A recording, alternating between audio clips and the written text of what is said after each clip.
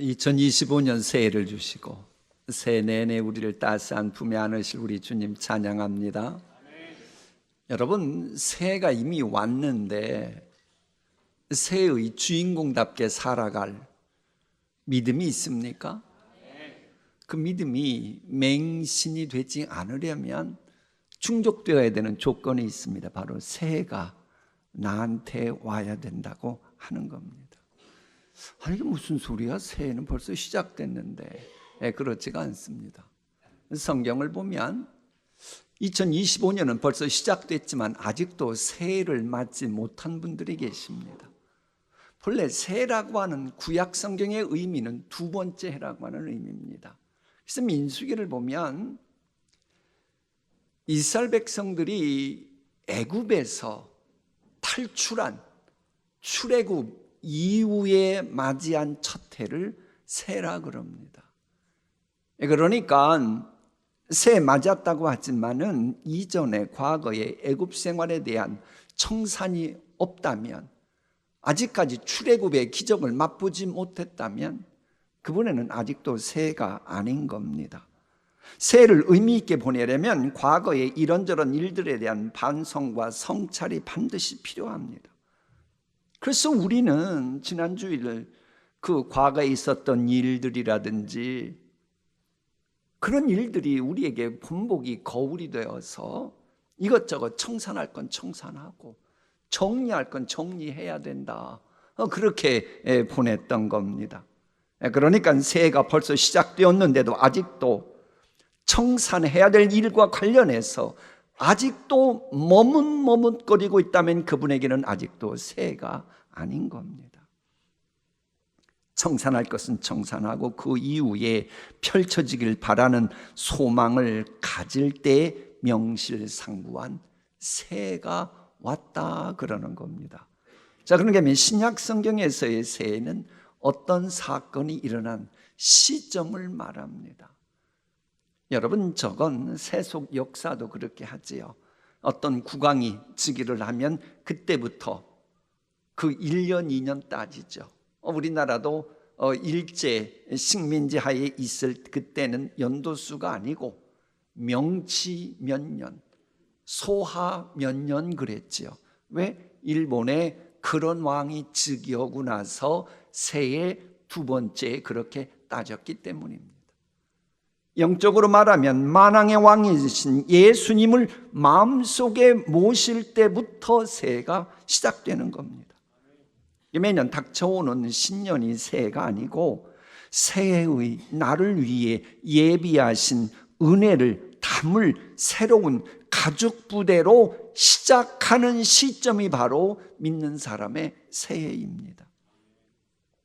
따라서 새해가 왔는데도 새로운 은혜를 담을 새로운 가죽 부대가 준비되지 못한 분에게는 새해가 아닌 것으로 주님이 간주하고 그를 위해 예비하신 복을 주시지 않습니다. 나를 대신해서 죽어줄 정도로 나를 사랑하시는 성자 하나님, 우리 예수님, 그분의 깊고 심오한 지식과 지혜를 믿고 기대하면서 시작해야 그게 새해입니다. 그런데 이상하게도 많은 분들은 새해가 됐는데도 소망을 안 가지려고 합니다. 명분은 그래요.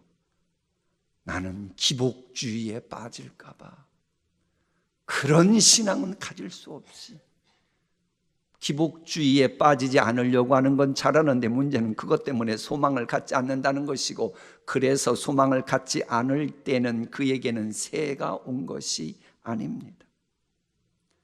진실로 하나님은 우리가 설레임 속에서 새해를 시작하고 성령님이 주신 소망이 뿌리 내리고 꽃피고 열매 맺길 원하십니다. 여러분, 새해 소망이 뭡니까? 가정이 평안한 겁니까? 좋습니다. 내가 올해는 건강해야겠다. 좋습니다. 우리 몸 주님의 몸이니까 나는 올해는 돈을 많이 벌고 사업을 좀 창성하게 해야겠어. 좋습니다. 수고하고 노력한 것이 헛수고 되지 않고 열매 맺는 것이 새 소망이야? 몸담고 있는 분야에서 나 인정받는 거야? 그건 주님이 주신 소원인데 문제될 거 없습니다. 단 내가 기복주의에 빠지지 않는 한 하나님은 여러분의 소망 주셨으니 반드시 은혜 베푸시고, 그리고 올해 지내는 동안 다음과 같은 고백하길 원하고 계십니다. 우리 함께 읽어볼까요? 주님께서 큰 복을 내리시어 한 해를 이렇듯 영광스럽게 꾸미시니 주님께서 지나시는 자취마다 기름이 뚝뚝 떨어집니다. 그 기름이 광야의 목장에도 여울져 흐르고 언덕들도 즐거워합니다. 목장마다 양떼로 뒤덮이고 골짜기마다 오곡이 가득하니 기쁨의 한성이 터져나오고 즐거운 노랫소리 그치지 않습니다. 할렐루야. 올해 지내는 동안 여러분의 소망과 관련해서 초복이면 얼마나 좋겠습니까? 하나님은 여러분이 전원 고백하길 원하셔서 새해 주신 거예요. 이런 간증할 수 있도록 조심할 건 뭐예요? 기복주의에 빠지면 주님은 안 주셔요. 그러면 도대체 기복주의에 빠지지 않는 비결이 뭡니까? 세상 유행 풍조 본받지 않는 겁니다. 어느 때까지 머뭇머뭇하려느냐? 너희는 이 세대를 본받지 말고, 밑줄 친 이 세대를 본받지 말고라고 하는 저 말씀을 제 서재에는 에루살렘 바이블이라고 하는 책이 있어요. 거기가 아주 재밌게 번역을 해서 그대로 제가 소개합니다. 너희는 너희를 둘러싼 세상의 행동을 모범으로 삼지 말고, 저렇게 번역해 놨어요. 자, 그러면 우리를 둘러싼 세상 사람들의 행동은 무엇에 근거한 겁니까? 우리가 잘 아는 거죠. 눈에 보이는 이런 현상들, 세상 유행 풍조는 나름대로의 그 가치관이 있고, 그러기 위해서는 신념이 있고 세계관 때문이고, 그런데 그것은 결국은 권위 때문에 그러는 겁니다. 창조주보다도 피조물 그 자체에 권위를 두는 것이 현대인들의 사고방식이고, 그런 사고방식의 신앙생활할 때 그게 바로 기복주의입니다. 본문에 등장하는 바알 종교가 눈에 보이는 물질을 하나님보다 앞세우는, 그게 바로 맘모니즘의 전형적인 거거든요. 그런데 물질의 유력을 신봉하는 현대인들도 아주 많습니다. 지금 매스컴에서 가장 많은 지면을 차지하는 통계가 뭡니까? 물질과 관계된 거예요. 한국교회가 병들어간다고 하는데, 여러분, 사실 적지 않은 교인들은 하나님과 바울 사이에서 항상 머뭇머뭇거리고 있어요. 그래, 헌금할 때만 되면 하나님이냐 바알이냐 머뭇거리는 교인들이 얼마나 많습니까? 엘리야 시대 때도 그랬다는 거예요. 엘리야가 그 모든 백성 앞에 나서서 이렇게 말하였다. 여러분은 언제까지 양쪽에 다리를 걸치고 머뭇거리고 있을 것입니까? 주님이 하나님이면 주님을 따르고, 물질 지상주의를 표방하는 바알이 하나님이면 그를 따르십시오. 그러나 백성들은 한마디도 그에게 대답하지 못하였다. 이 본문 말씀의 배경은 그래요. 그 하나님의 말씀에 권위를 두었을 때는요, 그때는 이스라엘 백성들이 10가지 재앙도 후유증 없이 지냈고, 그 홍해 기적도 경험했고, 요단강도 건너가고, 바위에서 반석에서 물 나오는 은혜도 체험하고, 파죽지세로 여리고성을 비롯해서 승승장구했었습니다. 그런데 언제부턴가 이스라엘 공동체가 흔들흔들하면서 무너져가고 있는 거예요. 그래서 영적인 센스가 있던 엘리야가 위기의식을 느끼고 하나님을 택하든지 바알의 권위를 둘 것인지 선택하라고 한 거예요. 근데 사실 엘리야가 저 말할 때는 목숨 내걸고 한 겁니다. 왜? 그때 당시는 눈에 보이는 물질 지상주의를 외치는, 큰 소리치는 사람들이 450명이나 리더들이 있었고, 그들 뒤에는 당시 무소불위의 권력을 갖고 있었던 아합과 이세벨이 버티고 있었어요. 근데도 공동체를 위해서 내가 죽으면 죽었지 진리는 외쳐야겠다. 그리고 하나님을 선택할 것이냐 바알 선택할 것이냐 외친 겁니다. 이렇게 진리를 외치면 백성들은 진리를 알았거든요. 진리는 알지만 그동안 하도 많이 물질지상주의에 오염되다 보니까 알면서도 대답을 못하고 계속 머뭇머뭇거렸다라고 하는 겁니다. 자, 여러분, 이런 현상이 왜 나타났습니까? 견고하던 이스라엘 공동체가 언제부터 이렇게 허물어져 가기 시작했습니까? 모세, 여호수아, 다윗 시대에 하나님의 말씀에 권위를 두고 그랬잖아요. 그런데 그렇게 강조되던 말씀에 권위를 두는 전통을 무시하고 가나안 땅에서 유행하던 물질 지상주의의 바알 철학을 보고는 참신하네, 새롭네 하고는 그것을 따라갔을 그때부터 그렇게 된 거예요. 이것이 바로 전통적인 가치를 외면하고 새로워 보이는 것을 추구하는 포스트 모더니즘의 선례였던 겁니다. 그러니까 포스트 모더니즘이 21세기 만들어졌다고 하지만은 용어는 그렇지만 내용은 이미 엘리야 시대 때 그게 있었던 겁니다. 그러니까는 물질 지상주의 바알을 하나님보다 더 섬겼다가 그렇게 된 거예요. 그러니까 이걸 보고 엘리야가 가만히 있을 수 없었어요. 외친 겁니다. 그야말로 단호하게 결단을 촉구한 거예요. 여러분도 비슷하잖아요. 헌금 얘기 나오면 민감해지고 머뭇머뭇거리고 하나님 선택할까 물질 지상주의 바알을 선택할까 고민하는 것처럼 그랬던 거예요. 그걸 알면서도 엘리야는 진리를 외친 겁니다. 여러분, 정리할게요. 물질은 좋아할 대상이지 사랑할 대상이 아닙니다. 이것을 아는 분이라면 기복주의에 빠지지 않습니다. 다윗 보세요. 영적인 센스도 뛰어났지만 현실 감각도 엄청났습니다. 아마 모르긴 몰라도 다윗이 돈 좋아했던 것만큼 좋아하는 분이 우리 교인 가운데 별로 없을 겁니다. 다윗은 돈 엄청 좋아했습니다. 별로 이게 심각한 표정 짓는데, 여러분, 돈 좋아하지 않는 사람에게 하나님이 물질의 복 주실까요? 안 주실까요? 왜 줘요? 안 주지. 아니, 돈 좋아하지도 않는 사람 줘봤자 하나님께 감사하겠어요? 돈 좋아해야 돈 주는 겁니다. 그러니까는 이 다윗 보면 그래요. 돈 엄청 좋아했어요. 그러나 돈은 좋아할 대상이지 사랑할 대상은 오직 하나님이었어요. 그런데 재미난 것은 시편 표현이 그래요. 다윗이 돈을 얼마나 좋아했는지 하나님께 막 영광 돌리는 시편 말씀에 이렇게 말해요.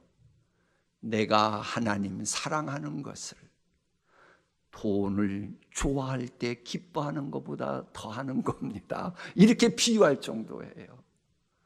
여러분도 새해 돈 좋아해서 돈도 많이 버시고, 운동도 좋아해서 건강해지시고, 스펙도 좋아해서 스펙도 많아지시길 축복합니다. 여러분, 사실 세상 살아가는 데 있어서 물질 필요한데 물질 좋아하는 게 잘못입니까? 아니, 주님도 일용할 양식 말씀하셨잖아요. 여러분, 신비적인 신앙 안 됩니다. 성경대로로 신앙생활하면 돼요. 그럼 무엇이 기복주의입니까? 지금 현재 눈에 보이는 물질에 초점 맞추고 신앙생활의 A, B, C가 모두 물질 위주로 나아가는 것, 그게 바로 기복주의예요. 물질이 하나님의 사랑을 위한 것이라면 거룩한 재물이 됩니다. 자, 보세요, 여러분. 어떤 떡을 좋아하십니까? 어떤 과일을 좋아하십니까? 그거 보고 하나님이 오늘도 일용할 양식 주셔서 내가 이거 먹고 힘을 얻어서 하나님께 영광 돌리는 삶을 살라고, 사랑하는 우리 가족을 복된 가족 만들려고 주셨구나, 감사합니다. 떡, 빵 좋아하는 거 죄예요? 죄가 아니에요? 그게 뭐가 죄예요? 하나님께 영광 돌리는 건데. 아니, 돈을 보고 하나님 제가 돈 너무 좋습니다. 이 돈이 있으니 제가 우리 자녀들 결혼시킬 때 쓸데없는 걱정을 별로 안 해도 되고, 선교원금 해야 되는데 돈 너무 좋습니다. 문제가 있어요, 없어요? 문제가 뭐가 있어요? 전혀 문제가 없죠. 아니, 하나님의 영광을 위해서 재물을 사용한다는데 뭐가 문제가 있어요? 여러분, 그래서 본문은 눈에 보이는 물질을 주신 하나님을 생각지 않고 눈에 보이는 물질만을 생각하려는 그런 세상 유행 풍조가 판을 치니 그런 세대는 본받지 말라고 하는 겁니다. 돈뿐이겠어요? 살아가면서 이런저런 필요한 것들이 있다면 그거 제발 직시하고, 돈이건 건강관리건 인간관계건 좋아하세요. 아니, 주님이 허락하신 삶의 지경인데, 일생생활인데 그걸 왜 함부로 정죄하고 함부로 마다해요? 주께서 지으시면, 주께서 허락하신 것은 모두 다 믿음으로 받으면, 감사함으로 받으면 선한 건데, 다만 그것들은 하나님이 주셔야 되는 것들인데, 하나님이 주셔야 되는 것들에 올인하느라 그것을 주신 하나님을 이용거리 삼는 그게 기복주의인 거예요. 그게 바로 사탄의 마귀에 미혹되는 겁니다. 진실로 우리는 정신 바짝 차리고 좋아할 대상과 사랑할 대상 분별해야 올 한 해 여러분 살아가는 게 자유롭고 평안하고 거침이 없습니다. 이걸 분별 못하면 괜히 죄책감 들고 하나님이 주신 복도 스스로 걷어차고, 왜? 좋아할 대상과 사랑할 대상 분별을 못하니까요. 이 분별하지 못하면 그런 분이 기복주의에 빠지고 열심내도 기복주의자고 패배자가 되는 거예요. 그래서 너희는 제발 이 세대 본받지 말라고 그런 거예요. 그런데 저 말씀 잘 보세요. 세대 본받지 말아라 끝, 그럽니까? 아니에요. 세대 본받지 말고 그게 초점이 아닙니다. 오직 마음을 새롭게 함으로 변화를 받아 영원한 독생자 예수님을 죽게 하시면서까지 날 사랑하신 하나님의 선하시고 기뻐하시고 온전하신 뜻이 무엇인지 분별하고 그쪽으로 올인하라는 쪽으로 지금 방향이 이어지고 있는 거예요. 그래서 이 변화라고 하는 이 헬라어가 재밌어요. 고치 있잖아요. 고치, 누에 고치를 예를 들면 그 속에 있는 애벌레가 드디어 고치를 뚫고 나방으로 변화된다 그럴 때 그 변화를 저기에서, 저 말씀에서 사용된 겁니다. 이게 우리 같으면 내가 그동안 눈에 보이는 거 유지에 이렇게 한정돼 가지고 거기에 목을 메고 그것이 내게 바벨탑이 되어 가지고 그야말로 참으로 불우하게 살아갔던 그런 삶이었는데 부활의 능력으로 환경 여건을 찢고 그야말로 은혜의 날개로 마음껏 자유함을 만끽하는 거, 그게 바로 변화예요. 하나님은 그러길 원하시는 겁니다. 그러니까 이렇게 생각하시면 돼요. 세상은 그럽니다. 당신도 이것도 저것도 나를 위해 존재하는 거야. 그래서 나를 위해서는 이것도 저것도 내게는 너무 좋아. 날 만족시키면 너무 좋아. 이렇게 말합니다. 그런 세상 본받지 말고 나의 존재 이유가 극대화되고 열매 맺을 때 기뻐하시고 영광 받으시고 이웃을 생각하고 공동체를 생각하고 축복의 통로, 은혜의 통로가 되라고 하시는 그 하나님을 택하라는 겁니다. 세상이요? 세상이요? 돈이 넉넉할 때 행복해. 건강을 위해서도 돈이 있어야 되고 가정을 위해서도 돈이 필요하기 때문이야 라고 말합니다. 그런 세상 본받지 말고 돈도 내도 안 되는 게 있잖아요. 병에 걸리고 죽음을 맞이하고 재난을 당하고 이건 아니잖아요. 그래 이 모든 것까지 좌지우지하시는 그 전능자 하나님을 택하라는 겁니다. 자꾸 돈 하는 거 하지 말고 그것의 한계를 알지도 못하면서 그게 목매다는 그런 분 받지 말고. 또 세상은 그래요. 성공은 부귀 영화와 즐거움으로 인도하는 길이니 1등이 되라. 그런 세상 분 받지 말고 1등 좋아, 큰 자 좋아, 위대한 자 좋아. 내가 그래서 너희 인간들을 창조주 하나님의 형상으로 만든 거야. 다만 1등 되고 위대하고 큰 자 되더라도 교만하지 말고 사람 무시하지 말고 섬기고 봉사하고 그러라고 하시는 그 하나님을 선택하라는 겁니다. 다른 사람과 비교하면서 교만해지고 우월의식에 빠지고, 혹은 바꿔 말하면 비교하면서 또 비굴해지고 열등의식에 빠지게 하는 세상이에요. 그런 세상 본받지 말고 우리 각자를 위하여 맞춤형의 계획을 갖고 계시다면서, 그러니 제발 비교하지 말고 2달란트 받은 자처럼 내 맡은 일에 충성하면서 네가 자족하고 올 한 해 살아가 봐라. 그럼 내가 너에게 필요한 갑절의 보너스 은총까지 준다고 하시는 그 하나님을 선택하라는 겁니다. 새해를 살아갈 때 우리 각자를 향한 하나님의 뜻은 선하시다 해서 우리가 정체성에 걸맞게 살아가는 거 하나님이 기뻐하신단다. 그 하나님을 선택하라는 거예요.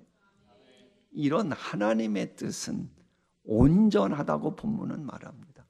이 본문에서 온전하다고 하는 헬라어가 바로 영어의 온전한, 정확한, 정밀한 뜻하는 저 단어가 파생됐습니다. 그러니까 올 한 해 새해 주간자 우리를 향한 하나님의 선하시고 기뻐하시고 그런 것이 온전하다 그랬는데 이런 겁니다. 올 한 해 365일 살아가는 동안 우리는 하나님이 허락하신 퍼즐을 맞춰가야 돼요. 자, 질문은 이겁니다. 여러분이 퍼즐을 사셨어요? 퍼즐을 맞춰간다고 하실 때 이미 그림은 나와 있어요? 안 나와 있어요? 여기 계신 분들은 잘 모르신가 보네. 퍼즐을. 아니, 퍼즐을 내가 샀다니까요. 그리고 퍼즐을 맞춘다고 한다니까요. 그럼 이미 그림은 정해졌어요? 안 정해졌어요? 정확하게 정해진 겁니다. 하나님께서 우리를 향한 뜻이 온전하다고 할 때는 여러분이 365일 지내는 동안 여러분이 아침 진지를 드시고 점심 저녁은 어떻게 드시고, 뭐 그날 저녁에 잠을 많이 주무시고 어떤 날은 잠을 적게 주무시고, 혹은 사람의 어떤 사람 만나고 무엇에 애를 쓰고, 이 모든 퍼즐이 완벽하고 정확하게 완성되도록 그림을 만드셨다라고 하는 겁니다. 그 하나님을 선택하라고 하는 겁니다. 그래, 이렇게 우리를 향한 온전하신 뜻을 갖고 계신 하나님 선택하면서 새해 살겠다 이렇게 결단하는 오늘 성찬식이라면, 오늘 성찬식은 너무나도 복된 성찬식이 되는 겁니다. 진실로 하나님을 사랑하고 하나님을 선택한 사람으로 성찬식 하는 분이라면 새해가 두렵지 않습니다. 왜? 새해 모든 그림까지 갖고 계시고 나를 위해 죽기까지 사랑하신 그분과 함께 새해를 살아가는데 뭐가 두려워요? 소망 충만, 용기 충만하게 되지요. 예수님의 십자가 보혈은 정가닥에 나의 아버지가 되신 하나님은 묘수가 많으시다니까요. 우리가 하나님 선택하잖아요. 바알을 버리고. 그러면 내가 바알을 선택하도록 했던 이런저런 것들 있죠. 그보다 훨씬 더 많은 것을 너희에게 더 하시리라. 이게 우리 예수님 말씀인데 이게 맞습니다. 다윗 보세요. 다윗이 바알이 아니라 그렇게 돈 좋아했으면서도, 물질 좋아했으면서도 하나님을 택하자 바알 따르는 믿었던 사람들이 가진 모든 재산보다 다윗 왕조가 가진 재산이 훨씬 더 많았습니다. 이건 요즘 기네스북 따지고 하는 경제 전문가들이 말하는 내용입니다. 잊지 마세요. 하나님이냐 눈에 보이는 이것이냐, 이걸 유혹하고 선택하고픈 마음이 있어도 하나님 선택하면, 이걸 선택하면서 누리려고 하는 거 더 많은 은혜 주님이 베풀어 주시는 것입니다. 그래 다윗이 그랬고요.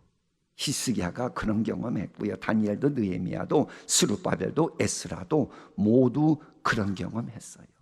그것도 하나님 사랑하면 무엇보다 내가 뭘 좋아해도 기복주의에 빠지지 않으니 좋잖아요. 이렇게 말씀하는데도 어떤 분은 목사님, 연초라 그렇게 설교하는 마음 내가 충분히 이해를 하겠는데 나는 그런 소망 가질 지금 주제가 못 돼요. 아유, 그 자식은요, 그 비전 가질 감이 못 돼요. 그런 말 하지 마세요.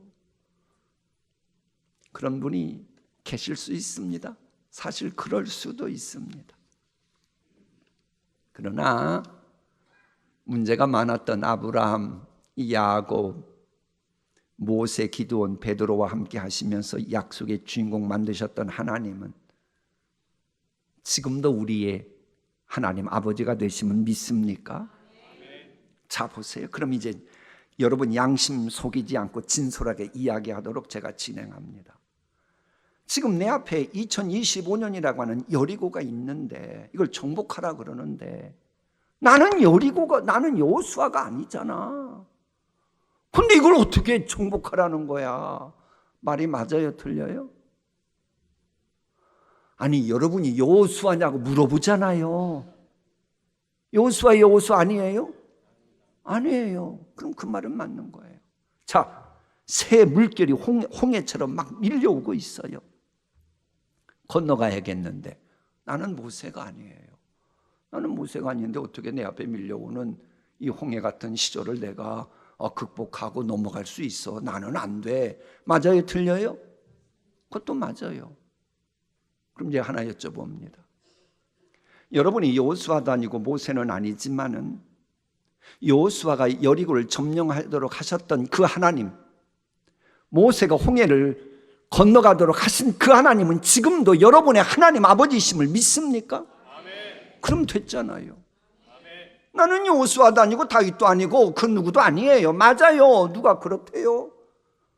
다만 그때 그들과 함께 하셨던 하나님은 지금도 우리의 아버지가 되시는 것입니다. 아멘. 이걸 믿는 믿음으로 나아가는 사람이 신앙인이고 아멘. 그런 사람을 새 주관자는 찾고 계시는 것입니다. 아멘. 이런 믿음 갖도록 우리 주님이 십자가에서 찍히시고 피 흘리신 거 아닙니까? 이 사실을 기억하지 못하고 성찬식에 참여한다면 하나님 기뻐하시겠어요? 우리 예수님 얼마나 서운해 하시겠습니까? 그래, 여러분 제발 여러분 보지 말고 그 하나님이 지금도 나의 아버지 되시는 하나님이심을 믿고 소망을 가지고 새해 주인공 되라고 하는 것입니다. 진실로 유기와 불안과 두려움과 염려와 기복주의와 영적인 혼탁함이 난무하는 새해인 것 맞지만은 성령의 능력으로, 성령님의 도우심으로 하나님을 선택하고 하나님을 사랑하고 그래 보십시오. 깊고 심오하신 하나님의 은혜와 사랑과 능력을 덧입음으로 현재의 위기가 있어도 그거 기회가 됩니다. 간증거리 됩니다. 정말로 다시금 독수리처럼 비상하는 새해가 됩니다. 이런 믿음을 가지고 올해 우리 예수님을 위해 살아야겠다 결단했으면 좋겠어요. 자, 그걸 뜻하는 찬송가사 교독하고 마치겠습니다. 예수가 함께 계시니 시험이 오나 겁없네. 예수는 나의 친구니 불의한 일을 버리고 예수를 위해 삽시다. 주께서 심판하실 때 잘했다 칭찬하리니 이러한 상급 받도록 예수를 위해 삽시다. 날마다 주를 섬기며 언제나 주를 기리고 그 사랑 안에 살면서 딴 길로 가지 맙시다. 아멘. 기도하십니다.